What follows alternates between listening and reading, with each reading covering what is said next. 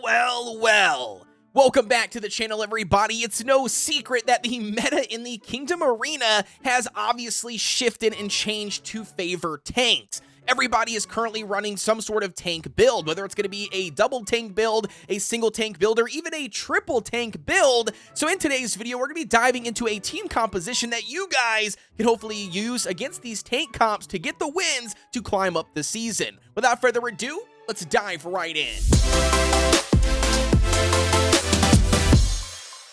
Diving right in, ladies and gentlemen, so this is going to be the team composition you see here on screen we're going to be discussing in today's video. We've got Wildberry here, Pumpkin Pie, we've got Sorbet Cookie, we've got Parfait Cookie, and last but not least, we've got, and that's going to be Herb. Now, I'm going to tell you guys right off the bat, this composition is not built for DPS or, massive burst damage. This is 100% a survival comp that you guys can potentially use to outlive the opponent. So to give you guys an example, taking a look at some toppings here, we're going to be checking out Wildberry. Wildberry's going to be running a full solid almond set, literally trying to maximize as much damage resistance as you can achieve via the toppings you have. The second cookie we've got, that's going to be Sorbet Shark, and this one's going to surprise a lot of people. We're going to be running, again, another solid almond set, trying to get as much damage resistance as we possibly can. Now, I know this is going to surprise a ton of people that we're running a solid almond set on Sorbet Shark. Well, as I mentioned already, the idea behind this composition is to survive,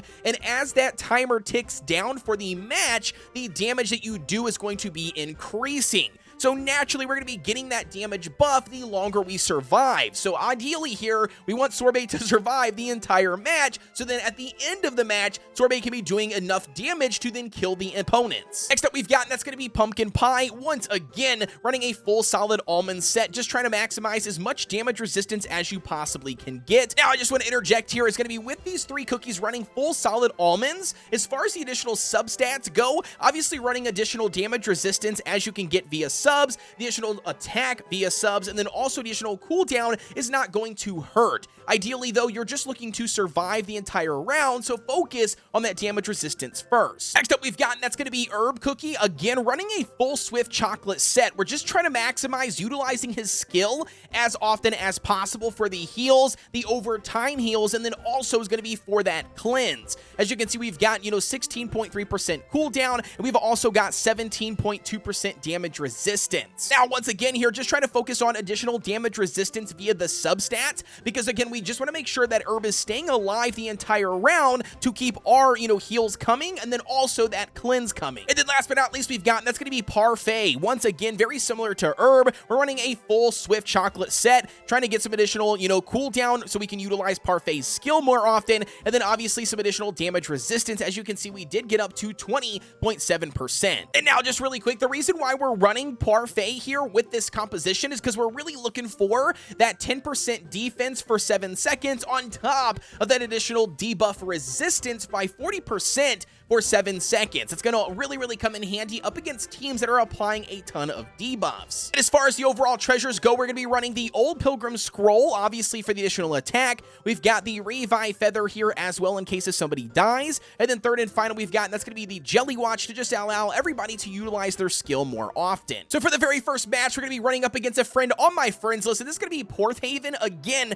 also here in Masters 4. They're going to be running a very common composition you're going to see right now in the arena, and that's going to be Wildberry, Dark Cacao in the front, we got Caramel Arrow in the center, we've got Herb, and then we've got also Parfait in the back. And then as far as treasures, they're going to be running the Monocle, they're going to be running the Abdominal, and they're going to be running the Old Pilgrim Scroll, again for the additional attack. Now for this composition here, they're really focusing in on Caramel Arrow doing the most damage for their team, and then the second most damage that we're probably going to see here is going to be either Wildberry or Dark Cacao. It really just depends on how the damage lands. Alrighty, so officially diving in here to the match, we're going to be seeing exactly what happens, alright? So ideally, as I mentioned before, the whole premise behind this composition is to just survive the entire match and then, basically wait down that timer, get that additional attack bonus buff, and then once we do, that should allow Pumpkin Pie and Sorbet to kill off the enemies, all right? So again, as long as we can get Herb and Parfait here to keep our entire team alive, and we need Wildberry there in the front to just pop off those stuns, and it's looking pretty good so far. We're already down, to 3 people on their team, 2 people. All right, Sorbet come in clutch. Ooh, there it is. There it is in Parfait's the only one they have left alive, which obviously that's not going to work for him. Boom, there it is. We only got 29 seconds left on the clock. And that's essentially how this team composition is supposed to work, you know, going forward, all right? So let's check out the overall damage numbers. Ooh, look at this. As I mentioned here, so we've got Caramel Arrow obviously coming in first on their team composition, which we already knew that was going to be the play. And then obviously, like I said, it's going to be a toss-up, man. Wildberry here coming in at 800,000 and then 900,000 at Dark Cacao. Literally very, very close in, you know, damage. On our side here, we've got Wildberry at a 1.4 mil, Sorbet at a 1.5 mil as well. Sorry, I said 1.4, but both of these, Wildberry and Sorbet, man, putting in the work. We've got Pumpkin Pie coming in right behind at a 1.3. Very nice. Alrighty, so then now officially diving into a second match, we've got, again, from my friends list, shout out to Ken203.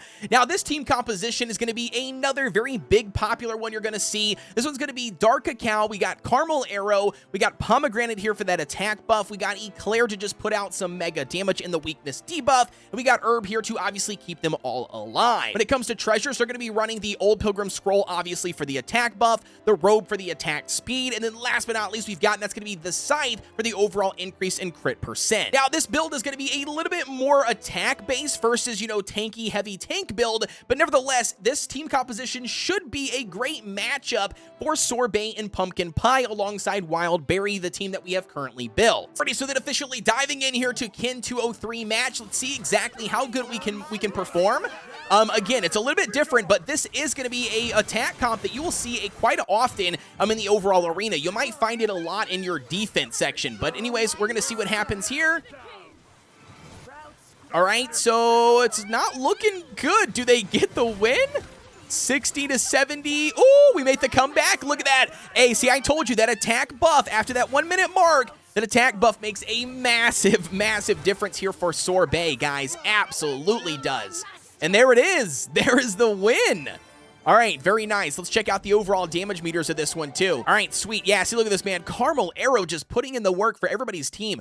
1.8 million, almost 2 million damage. We've got 1 million on Dark Cacao, man. Very nice. And 1.1 million here on Eclair. On our team, once again, man, we've got the main two carries. We've got Sorbet at a 1.3 mil, and then 1.2 mil right behind Sorbet is going to be Wildberry, dude. Now, officially diving into the third battle we've got for you guys, and this one's going to be on my actual arena list, not going to be on my friends list. However, though, they're going to be running a very common comp that you still currently see as well, and that's going to be another double tank. You can see we've got 2 units here in the front. This could, however, be Caramel Arrow next to Hollyberry. I'm not exactly sure, but we do have 2 middle units, and we've got Cotton here in the back for the overall survivability. We've only got level 10 and level 12 going on for the treasures, but nevertheless, they've got a little bit more attack power than me. They're currently in Masters 4. Let's see how well this team fares up against theirs. Alrighty, so officially diving in here, they're going to be rank 88,000, so they're a lot higher than me on the overall arena rank, which doesn't necessarily mean a whole lot, but let's see what they've got. And they're going to be running Frost Queen and Sea Fairy alongside, you know, Coco, which again is very interesting. I have not seen Coco in the arena in a hot minute, so we might actually have no problem pulling this off with it being a true two-tank team. However, they are running Coco, which does have that stun immunity, so maybe Wildberry's not the best choice here. I guess we'll have to see. Oh, we took out both of their tanks. They're officially gone. Their stun immunity is gone, and that is going to be a win, baby. Very interesting setup. As far as the overall damage goes here, let's check out the numbers. Okay, very interesting. So we got 2.9 million with Wildberry taking number 1 here for the damage. And we've got Sorbet coming in at second at a 2.2 mil, and we've got a 1.7 mil coming in at Pon. Now, before I officially leave you guys for today, I want to show you one more battle, and now this one's going to be one that I know I'm going to lose. I've been testing myself against this person several times on my friends list. However, though, that is going to be PG Chris from the Whist Takers Guild on the Pure Vanilla server. Shout out to you, my friend. Shout out to the Whist Takers. But nevertheless, we're going to be diving in here. I'm going to show you this team composition up against their defense team. Now, like I said, we will lose. We will lose. However, it is very, very close. You have to remember, I do not have my lab, 100% completed with the overall stat. And not only that, I don't have the best toppings. At this point, I'm still grinding out toppings for the best substat percentages that I can get. So if you happen to have very good toppings and your lab maxed out, this could be a team that you could absolutely beat. So diving right into that match, and that's going to be this one you see on screen. They're running the standard, T-Knight and Dark Cacao combo. However, they're not running any healers. They're rolling straight for DPS. They're going to be running, Eclair, Sea Fairy, and Frost Queen here. And then down below for the treasures, they've got all maxed out for the Revive Feather, the, Insignia, and then also going to be running that Old Pilgrim Scroll for the additional attack. And check out the attack power, dude.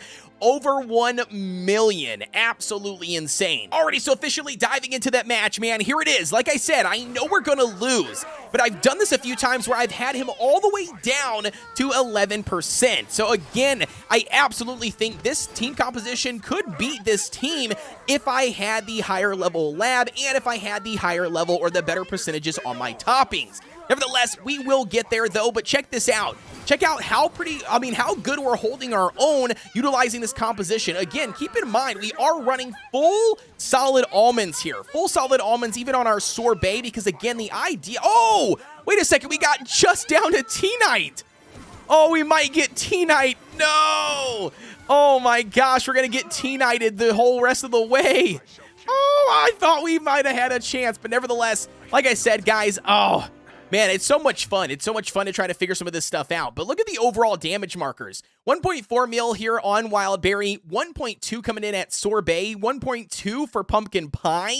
Now, obviously, as T-Knight is leading because he's, the last one alive with that treasure, at 3.9 mil, 1.2 mil coming here at Dark Cacao. We've almost got 1 million here on Eclair, 2.4 for Sea Fairy, and 1.1 mil for Frost Queen. And with numbers like that, those insane amount of damage numbers provided by every single one of his damage dealer cookies, absolutely just shows that running full solid almonds on your cookies, and not only that, running parfait and herb together make a perfect combination for survivability, man. You guys let me know what your thoughts are down below. I've had a blast building this overall team composition. I will continue to progress this composition and work on my laboratory and my labs, and I'll potentially do another showcase in the future. Until then, guys, don't forget to like, comment, and subscribe here on the channel for everything Cookie Run Kingdom related. Good luck if you haven't got your summons done for Wildberry Cookie or Clotted Cream. And with that being said, as always, I'll see you guys on the next one.